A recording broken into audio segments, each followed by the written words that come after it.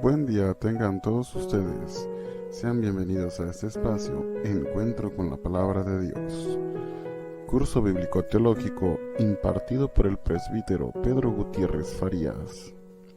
Acompáñanos todos los sábados a las 11 de la mañana por este perfil de Facebook. Y recuerda, seguirnos a través de nuestros perfiles de Facebook como Diócesis de Ciudad Lázaro Cárdenas y Pedro Gutiérrez Farías. No te lo pierdas. Dichosos los que escuchan la palabra de Dios y la ponen en práctica. Muy buenos días, los saludo con mucho cariño, su amigo el Padre Pedro, ahora en este tema del encuentro con la palabra de Dios y que en esta ocasión tocaremos una segunda parte del tema de San Lucas, de este evangelio. Este llamado doctor y que fue un gran escritor con mucha calidad, con un nivel grande, amplio de cultura y con un griego elegante que escribió su evangelio.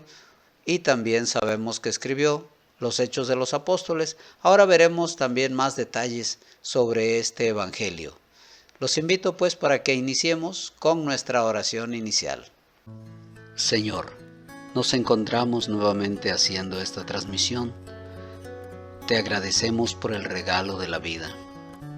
Te pedimos que nos concedas dejar a un lado cualquier ocupación y poder estar atentos y poder participar de este encuentro con tu palabra, para que a través de este estudio podamos encontrarte a ti. Gracias, Señor, por la vida. Gracias por la oportunidad de encontrarnos a través de estos medios y desde luego a través de tu palabra. Ayúdanos pues a iniciar este tema de hoy con ese gozo y esa alegría de saber que no solo nos encontramos con un libro, sino contigo mismo a través de tu palabra. Gracias, Señor, porque eres bueno. Pedimos que nos asista la luz de tu Espíritu Santo para que podamos comprender mejor tu palabra. Que nos asista nuestra Madre, la siempre Virgen María, para que ella siempre esté abogando por nosotros, sus hijos. Ella siempre lo ha dicho, hagan lo que Él les diga. Y por eso ahora queremos comprender tu palabra para que realmente hagamos la voluntad de Jesús. Que el Señor nos ayude rezando con devoción el Padre Nuestro. Padre nuestro que estás en el cielo, santificado sea tu nombre. Venga a nosotros tu reino. Hágase tu voluntad en la tierra como en el cielo. Danos hoy nuestro pan de cada día. Perdona nuestras ofensas, como también nosotros perdonamos a los que nos ofenden. No nos dejes caer en la tentación y líbranos del mal. Amén. ¿Qué tal? Ya estamos aquí para ver las diapositivas, es decir, estaré tratando de dar algunas pequeñas indicaciones más sobre el tema y después veremos el video. Bien, pues qué más detalles veremos sobre el Evangelio de Lucas ahora que estamos ya en la segunda parte de este tema, de este Evangelio. Bien, pues el apóstol Pablo se refirió a Lucas como un médico en Colosenses 4:14. Era como su profesión, aunque no exactamente como ahora conocemos a los médicos, pero en realidad se preocupaba, conocía de formas de curar de acuerdo a su tiempo. Además de que sabemos que tenía una buena preparación, una buena formación, pues más o menos al igual que San Pablo, que estudió en la escuela de Gamaliel, Pablo. Y entonces después sabemos pues que fue un gran compañero y que escribió precisamente los Hechos de los Apóstoles. Pero veamos por qué se le dice el médico. Ahí en Colosenses 4:14, pueden leerlo en la Biblia y podemos profundizar más. El interés de Lucas en fenómenos médicos es evidente por el gran énfasis que le dio al ministerio de sanidad de Jesús. Es decir, menciona muchos milagros de curación. A él le interesaba mucho la sanación física también, y claro, después ya al ser apóstol, desde luego que resalta la sanación espiritual. pero le interesa también lo otro.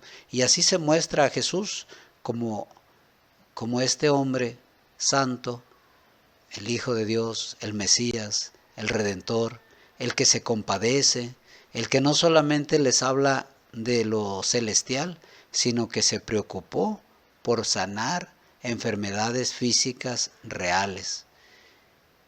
Bien, pues eso lo vemos también en estos ejemplos en Lucas 4:38 al 40, en 5:15 al 25, capítulo 6 del 17 al 19 y capítulo 7 del 11 al 15. Miren, si lo leyéramos aquí tardaríamos mucho en nuestro programa. Yo espero que ahí en familia, en casa, tomen su Biblia con calma y lo lean. Recuerden que el video se puede pausar ya una vez subido a la red y pueden estar viendo con calma y estudiando en casa. Recuerden que aquí solo damos algunos tips, algunas ideas para que ustedes estudien en casa y profundicen. Recuerden que nuestra finalidad, más que llegar a ser muy estudiosos, es comprender la palabra de Dios, orar con ella y que ella vaya transformando nuestra vida, que sea un encuentro realmente con Cristo a través de su palabra. Pero sí es importante estudiarla bien para que no vayamos a malinterpretar la palabra de Dios. En la época de Lucas, los médicos no tenían un vocabulario específico de terminología técnica. Por esta razón, cuando Lucas considera las sanidades y otros asuntos médicos, su lenguaje no es muy diferente al de los otros escritores de los evangelios. Es decir, no vamos a encontrar a un Lucas que nos esté hablando en estos términos ahora muy difíciles hasta de pronunciar, las medicinas, la sustancia y todo eso, ¿no? Sino sanaciones, curaciones, suponemos que con remedios, medicina natural, hierbas, plantas, etcétera. Vamos a la siguiente diapositiva. Bien, ya estamos aquí con esta nueva diapositiva. Los retos de interpretación. ¿A qué se refieren? Pues a que nos va a dar las claves que nos van a ayudar a leer correctamente este Evangelio de Lucas. Veamos cuáles son algunas de esas claves. Al igual que Marcos y en contraste a Mateo, Lucas parece enfocarse en una audiencia pagana. ¿Qué quiere decir eso?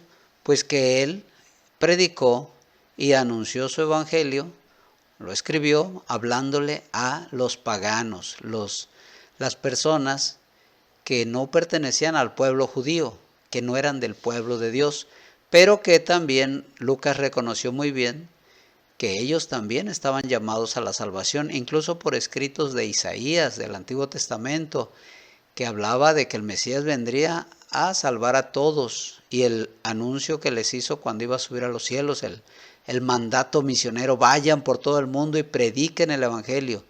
Y a los judíos como que se les olvidaba que también hay un texto donde dice que te hago luz de las naciones, pueblo de Israel, te hago luz para todas las naciones y todos los pueblos. Sin embargo, muchos de ellos cayeron en ese egoísmo de que llegaron a creer que la salvación era solo para ellos.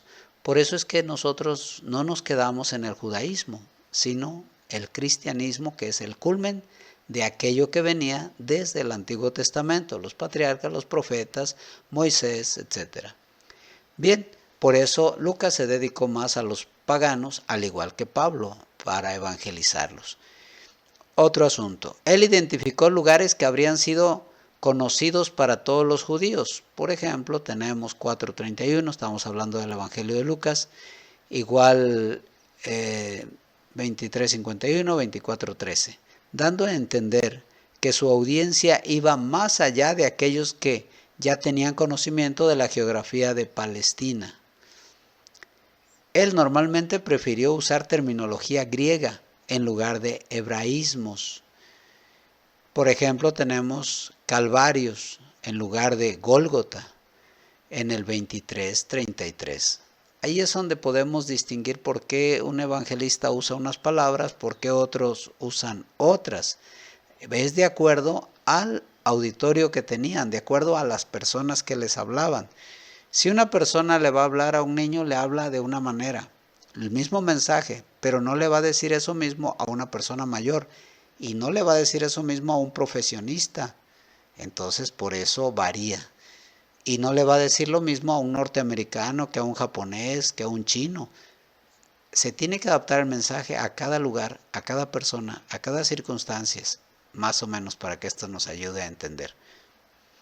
También tenemos los otros evangelios usan términos semíticos, es decir, del pueblo de Israel, ocasionales, tales como Abba, en Marcos 14:36, Rabí, Mateo 23:7 y 8, también en Juan 1:38 y 49, y el Hosana en Mateo 21:9, en Marcos 11:9, 10:11, capítulo 10, en Juan 12:13, pero Lucas los omitió o usó equivalentes griegos. Ahí está, los demás podemos encontrar eso, pero en Lucas no, por lo que ya se explicó, dedicado más a los paganos.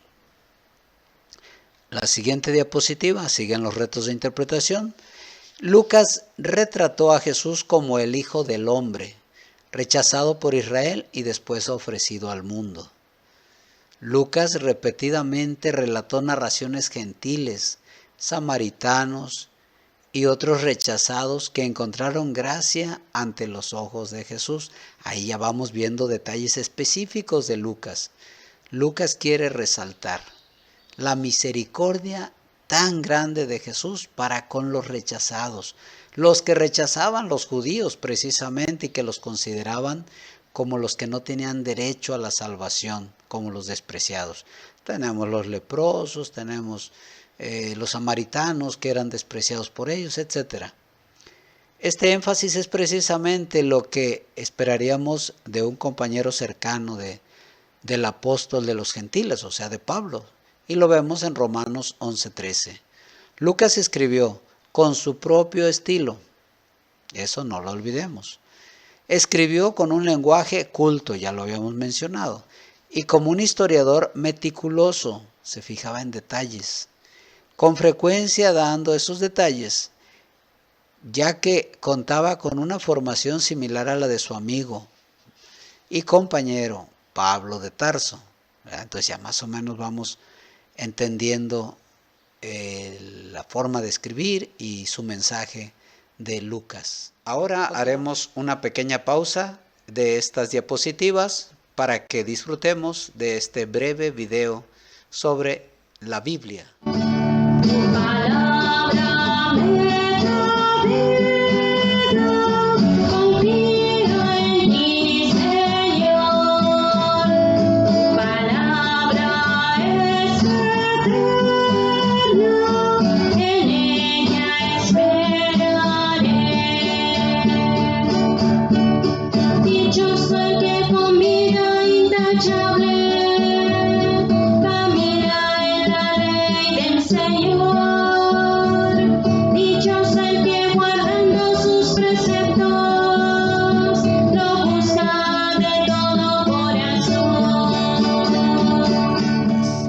Continuamos con estas claves que nos van ayudando a entender mejor este evangelio.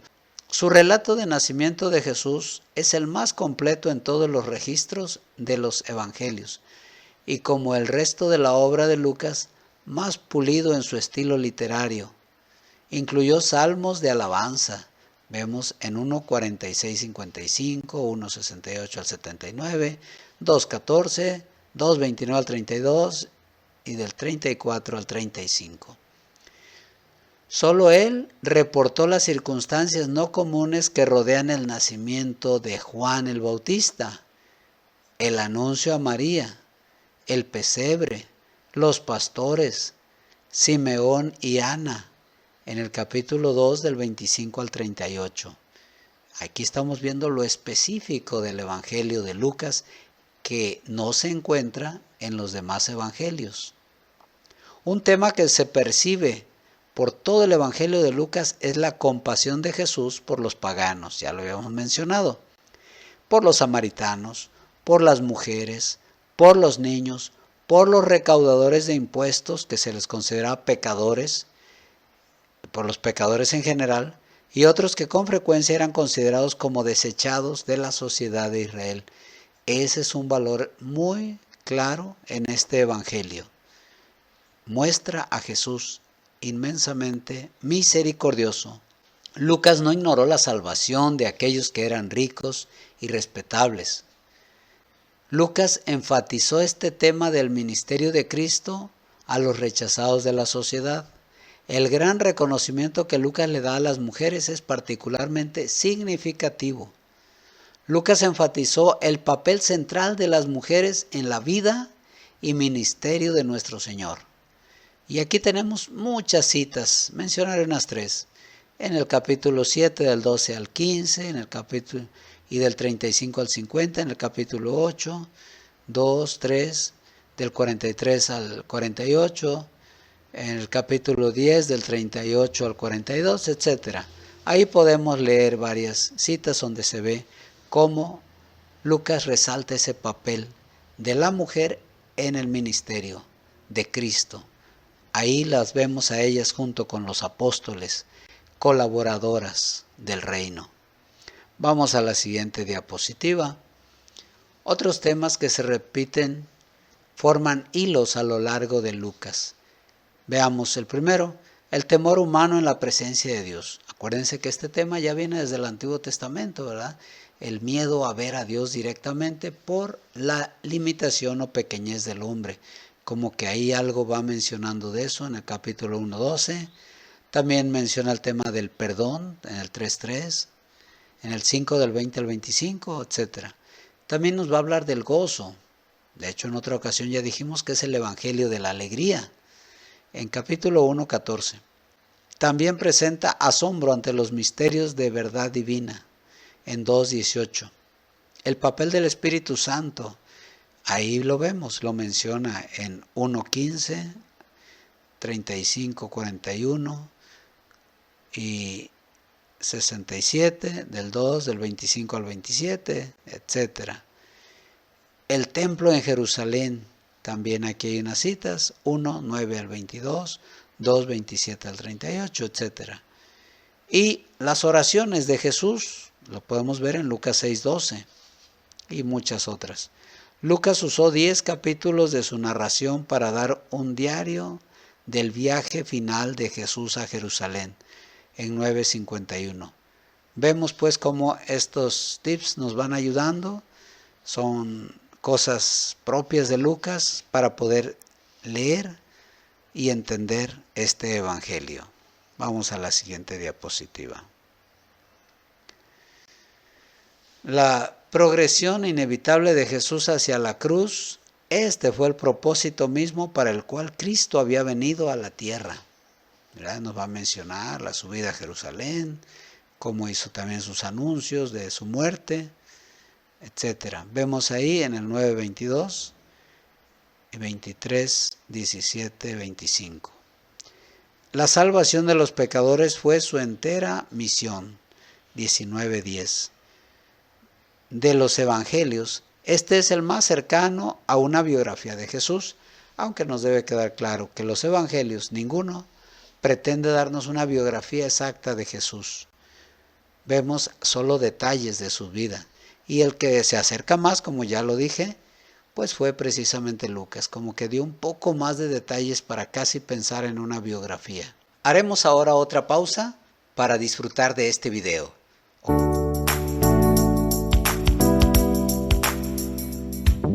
Santa Biblia para mí, eres un tesoro aquí. Tú contienes con verdad la divina voluntad. Tú me dices lo que soy.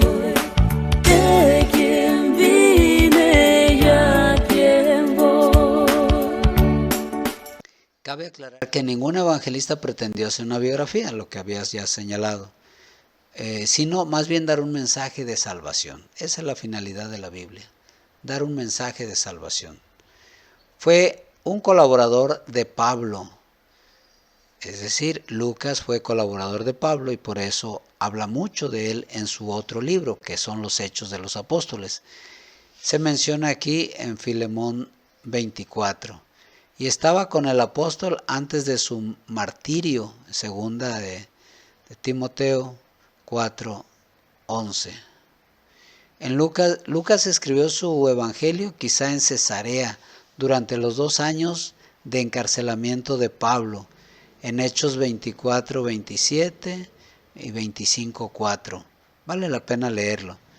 Lucas por ahí fue escribiendo en Cesarea, en ese tiempo en que estaba en la cárcel Pablo, después de llegar, o más bien se escribió en ese tiempo o después de llegar a Roma.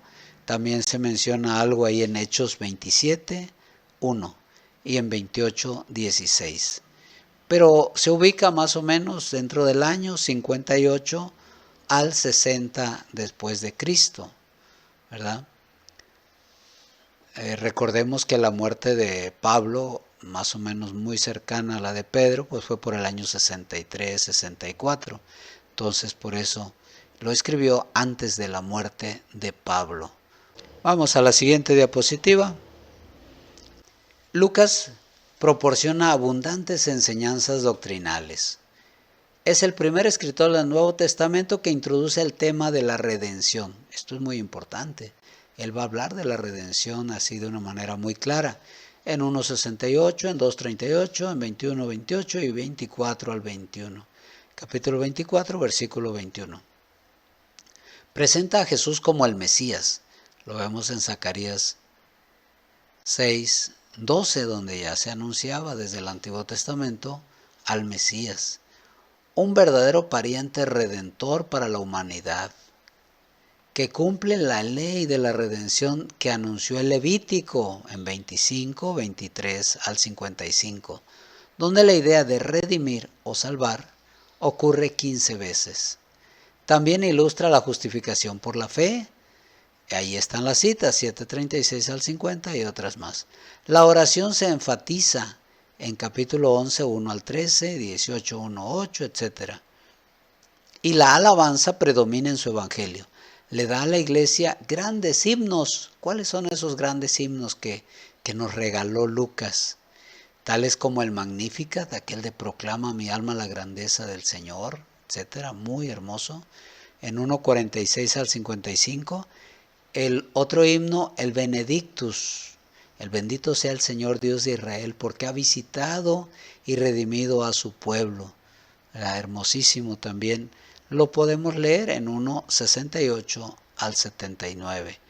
Y la gloria a Dios en el 2:14. Lucas presenta el más amplio relato del desarrollo humano de Jesús en 2:1-4 y capítulo 13. Y las mujeres y los niños son mencionados con respeto. Ahí están las citas, 2:19, del 36 al 38, 7, del 12 al 15, 8, del 41 al 42. Veamos la siguiente. El pago del Redentor se menciona enseguida, en 19, 29 al 23 y 56. Al pagar el Redentor el precio, en Levítico 25, para volver a comprar a las personas, para volver a comprar a las personas perdidas, esclavizadas por el pecado y Satanás. Lucas concluye con las pruebas del Redentor en sus apariciones y ascensión. Ahí está la cita, 24:1 al 53, y también podemos ver Hechos 1:3. Este evangelio comienza y finaliza con gozo. Lo vemos en el capítulo 1:14, en 24:52. Y la alegría aparece a través del libro. Y ahí están muchas citas para leerlas en casa. Lucas nos recuerda que la gracia de Dios traída por medio del Mesías, el Redentor, quien logró la salvación para todos los que confían en la sangre que Él derramó y así reciben la vida eterna. Los invito para que ahora, al igual que en otras ocasiones, y que nos ayuda muchísimo, leeremos de la colección Lee la Biblia, que se encuentra ahí en internet y que podemos consultar. Vamos a ver esta segunda parte del Evangelio de Lucas. Veamos. El Evangelio según Lucas. En el primer video exploramos la representación de Lucas sobre Juan el Bautista y Jesús como el cumplimiento de la historia de Israel y de las promesas de Dios en las Escrituras del Antiguo Testamento. Entonces, observamos a Jesús inaugurar su misión y traer las buenas nuevas del reino de Dios a los pobres de Israel. personas de estatus social bajo y también personas que eran marginadas. Y Jesús enseñó que este reino está de cabeza.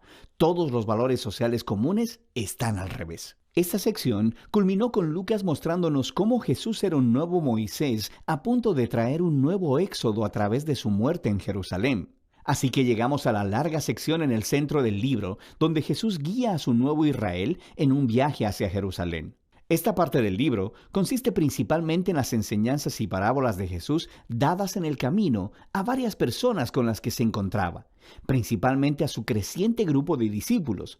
De esta manera, Lucas ilustra el seguir a Jesús como un viaje, como algo que haces donde aprendes mientras vas por el camino de la vida. De manera que, primero, Jesús invita a sus discípulos a esta misión mientras envía a un grupo de ellos a adelantarse anunciando el reino de Dios. Desde el principio, ser un discípulo significa participar en la misión del reino de Jesús apropiándote de ella. Y conforme los discípulos de Jesús regresan, Él empieza a dar varias enseñanzas acerca de la oración, acerca de confiar en la provisión de Dios. De hecho, es en estos capítulos de Lucas que Jesús habla más acerca del dinero, las posesiones y la generosidad que en cualquier otra de sus enseñanzas. Si seguirle a Él es realmente como andar por un camino, debe producir esta mentalidad minimalista, creando una libertad de las posesiones que permite la generosidad radical. Otro tema clave en estos capítulos es la continua misión de Jesús para los pobres. Así que, mientras viaja, Él sigue formando a su nuevo Israel y se encuentra con muchas personas que están enfermas o ciegas. Él se encuentra con samaritanos que son antiguos enemigos del pueblo judío y con Zaqueo, un hombre judío pero que dirige la recolección de impuestos para los romanos. Todos estos marginados sociales se encuentran con Jesús y son transformados por este encuentro. Así que se unen a su comunidad del reino, la cual Jesús describe como una gran fiesta de banquete. Él está aquí para buscar y salvar a los perdidos. Así que está celebrando cuando las personas descubren la misericordia de Dios. Pero no todos en esta fiesta están felices.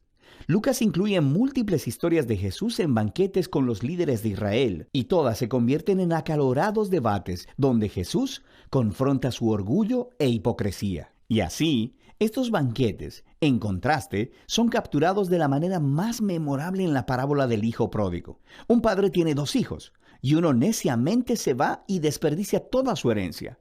Pero eventualmente regresa arrepentido, y su padre lo perdona y hace una gran fiesta para celebrar. Mi hijo que estaba perdido ha sido encontrado. Pero el hermano mayor, que jamás dejó a su padre, está enojado y resiente la generosidad de su padre hacia el hijo inmerecido. Ahora, en esta famosa parábola, Jesús está explicando toda la misión del reino a estos líderes. Sus fiestas representan la gozosa bienvenida de Dios a toda clase de personas en su familia. El único requisito es la humildad y el arrepentimiento. Así que esto resalta la tragedia de los líderes de Israel, quienes rechazan a Jesús y a su comunidad del reino de cabeza. Esta resistencia a Jesús crece y Él, finalmente, llega a Jerusalén para la Pascua. Conforme se acerca a la ciudad, Él está llorando. Sus discípulos lo están adorando como el rey mesiánico, pero los líderes de Israel lo están denunciando. Y Él sabe que su rechazo del reino de paz va a llevar a Israel a un camino de resistencia y rebelión contra el imperio romano. Eso llevará a la caída de la ciudad. Y es esta destrucción de Jerusalén la que Jesús representa simbólicamente al entrar al templo y expulsar a los vendedores de animales. Él pone un alto al sistema sacrificial y dice que esta casa de oración se ha convertido en una cueva de ladrones y será destruida. Por supuesto, este acto genera toda una serie de debates entre Jesús y los líderes de Israel, lo que lleva a la predicción de Jesús de que un día los ejércitos romanos rodearán la ciudad y la desolarán, y también al templo, todo dentro de una generación. Dicho esto, Jesús se aparta con sus discípulos para celebrar la cena de la Pascua. Es la cena simbólica anual sobre la liberación de Israel de la esclavitud a través de la muerte del Cordero. Así que Jesús convierte el pan y el vino de la cena en nuevos símbolos acerca de este nuevo éxodo. Su cuerpo partido, su sangre derramada, traerán liberación para el nuevo Israel de Jesús. Después de la cena, Jesús es arrestado y examinado delante de los líderes judíos, y luego sometido a juicio como uno que declara ser rey. y Lucas enfatiza la inocencia de Jesús. Pilato, el gobernador romano, dice que Jesús es inocente 3 veces antes de ceder. Incluso Herodes, que reina sobre Galilea, no encuentra nada con qué acusar a Jesús, pero los líderes finalmente convencieron a Pilato de crucificarlo, así que eso hacen. Pero incluso en su dolorosa muerte, Jesús encarna el amor y la misericordia de Dios de los que tanto enseñó. Él ofrece el perdón de Dios a los soldados mientras lo crucifican. Y luego, cuando uno de los criminales ejecutados junto a Jesús se da cuenta de quién Él es, Él dice: acuérdate de mí cuando vengas en tu reino. Y las palabras finales de Jesús son una oferta de esperanza a un criminal humillado. Hoy estarás conmigo en el paraíso. Y así, con este último acto de generosidad y bondad, Jesús muere. Su cuerpo es colocado en una tumba, y en el primer día de la semana, algunos de los discípulos de Jesús vienen a la tumba para encontrarla vacía. Y hay 2 figuras angélicas ahí, diciéndoles que Jesús está vivo, que se ha levantado de los muertos. Así que se van completamente asombrados. Y es aquí donde Lucas cuenta una de sus historias más hermosas. 2 de los discípulos de Jesús están saliendo de Jerusalén hacia una ciudad llamada Emaús, y están desconsolados por la muerte de Jesús. Y de pronto, Jesús está ahí, caminando a su lado, pero ellos no lo reconocen. Él les pregunta, ¿por qué están tan tristes? Y ellos empiezan a hablar de sus esperanzas, de que Jesús será el que redimirá a Israel. Pero ahora, Él está muerto. Todo fue en vano. Pero después, mientras Jesús cena con estos 2 discípulos, Él parte el pan para ellos, justo como lo hizo en la cena de la Pascua. Es en ese momento que ellos lo reconocen, y Él desaparece. Lucas está contando la historia para hacer una poderosa declaración acerca de seguir a Jesús. Cuando los discípulos de Jesús imponen su agenda y su perspectiva de la realidad sobre Jesús, Él permanece invisible y desconocido para ellos. Es solo cuando nos sometemos al reino de cabeza de Jesús que se representa en su cuerpo quebrantado en la cruz ofrecido en amor. Solo así podemos ver y conocer al verdadero Jesús. La escena final de este libro es otra cena. Jesús se aparece a sus discípulos y les explica a partir de las Escrituras del Antiguo Testamento cómo todo esto fue parte del plan de Dios, que el Mesías se convertiría en el rey de Israel al sufrir y morir por sus pecados y al conquistar su maldad al resucitar. Así que ahora, como el profeta Simeón prometió en el capítulo 2, el reino de Jesús saldría de Israel para que el perdón de Dios pueda ser anunciado a las naciones y que todos sean invitados a seguir a Jesús. Pero Jesús le dice a sus discípulos que esperen en Jerusalén por la venida del Espíritu para empoderarlos para esta nueva misión. Y esto, por supuesto, hace que sigas leyendo el 2º volumen de Lucas, el libro de Hechos. Pero por ahora, este es el Evangelio según Lucas. Bien, después de haber visto y disfrutado este video que nos narra así de manera tan gráfica, tan hermosa, tan sintética sobre esta segunda parte del Evangelio de Lucas, los invito para que ahora hagamos nuestra oración final y le demos gracias al Señor por esta oportunidad de ir profundizando un poco más en la palabra de Dios, en concreto sobre el Evangelio de San Lucas.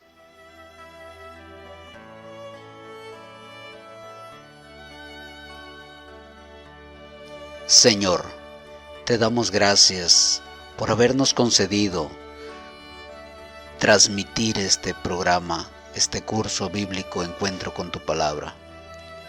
Ayúdanos, Señor, a estar siempre atentos a tu voz, a meditar tu palabra, a escudriñar las Escrituras, a alimentarnos de ella cada día. Tú eres grande, Señor. Te alabamos. Te damos gracias porque eres bueno. Ayúdanos para que nuestro corazón sea movido hacia ti, que a través de esta lectura de tu palabra lleguemos a encontrarte a ti, porque la única finalidad de la Escritura es conocerte, amarte y servirte siempre con amor. Tú le das sentido a nuestra vida a través de tu palabra. Tú nos iluminas, nos llenas de tu gozo y de tu Santo Espíritu. Por todo ello, gracias, Señor. Bien, después de haber participado de esta oración final, quiero también decirles que para el próximo sábado y algunos otros más, estaremos viendo de manera concreta algunos temas que toca este evangelista San Lucas.